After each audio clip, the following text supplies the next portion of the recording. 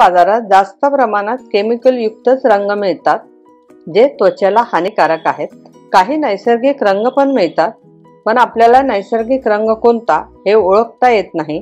त्यामुळेच आज मी तुम्हाला पारंपरिक पद्धतीने नैसर्गिक रंग कसा बनवायचा ते दाखवणार आहे, ज्याचा अजिबात साइड इफेक्ट नाही। चला तर मग अशा प्रकारे नैसर्गिक रंग बनवून होळी साजरी करूया। मंडळी, तुम्हा सर्वांचे मनापासून खूप खूप स्वागत। ही पळसाची फुलं आहेत। पळसाच्या झाडांना ही फुलं लागतात। अशी ऑरेंज कलरची ही फुलं आहेत। यामध्ये पिवळा आणि पांढरा सुद्धा फुलं येतात। ही पळसाच्या झाडांची फुलं आहेत। या झाडांना डिसेंबर ते मार्च या महिन्यात फुलं लागतात। होळीला रंग बनवण्यासाठी याचा उपयोग करतात। ही वनस्पती अतिशय उपयुक्त अशी आहे। याच्या सेवनाने कफ पित्त कमी होतो, किडनीच्या व लघवीच्या तक्रारी दूर होतात। त्याचप्रमाणे याच्या ज्या बिया असतात, मी आता हे साफ करून घेतलेलं आहे, देठ वगैरे काढून घेतलेली आहे। या झाडांच्या ज्या बिया असतात त्या पण अतिशय उपयुक्त आहे। बियांमुळे शरीरावरील सूज कमी होते।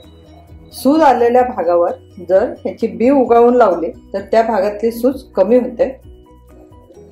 या झाडांची पानं सुद्धा खूप उपयोगी आहेत। या झाडांच्या पानांपासून पत्रावळी बनवतात।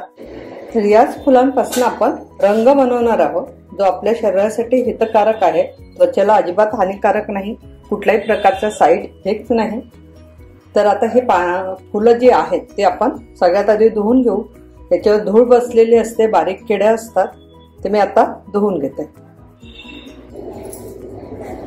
आता या फुलांमध्ये पाणी घालून याला स्वच्छ 2-3 पाण्याने स्वच्छ धुवून घेऊ आणि त्यातले धूळ कीड निघून जाईल। तर मी यातलं हे पाणी फेकून देते। फुलंही मी 2-3 पाण्याने धुवून घेतली आहे। तर याच्यामध्ये मी पाणी घालते। आता यामध्ये मी 1 लिटर पाणी घातलेलं आहे। फुलं कमी असल्यामुळे मी पाणी 1 लिटरच घातलं आहे। फुलं जर जास्त असेल तर तुम्ही पाणी जास्त घालू शकता। आता हे गॅसवर मी उकळायला ठेवणार आहे। आता या फुलांमध्ये पाणी घालून मी गॅसवर गरम करायला ठेवलेलं आहे। गॅसची फ्लेम मीडियम ठेवलेली आहे। जसजसं पाणी गरम होईल तसतसा या पानांचा रंग या पाण्यामध्ये उतरणार आहे। जोपर्यंत पाण्याला छान रंग येत नाही तोपर्यंत आपल्याला हे फुलं उकळून घ्यायची आहे। आता इथे पाहू शकता याला उकळी यायला लागलेली आहे। आता याला खाली वर करून घ्यायचं आपल्याला।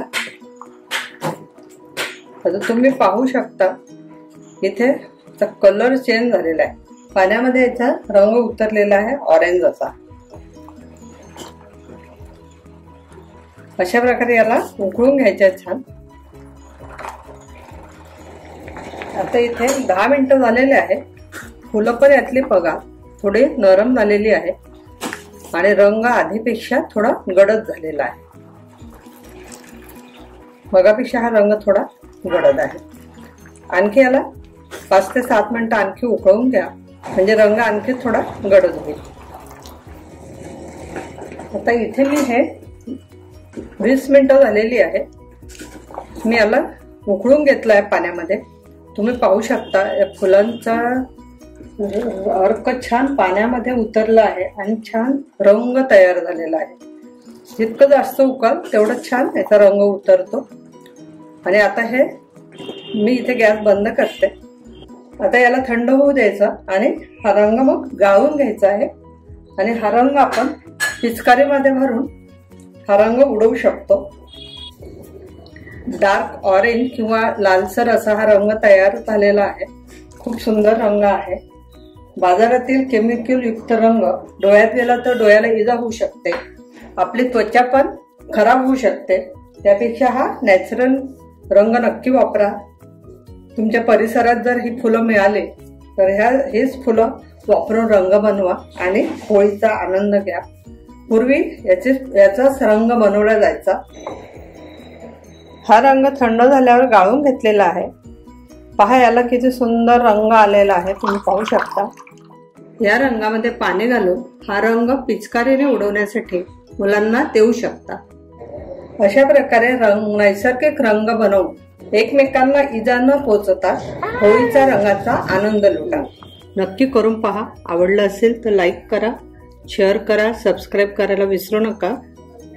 पुन्हा भेटू परत अशा नवीन रेसिपी सोबत. तोपर्यंत धन्यवाद.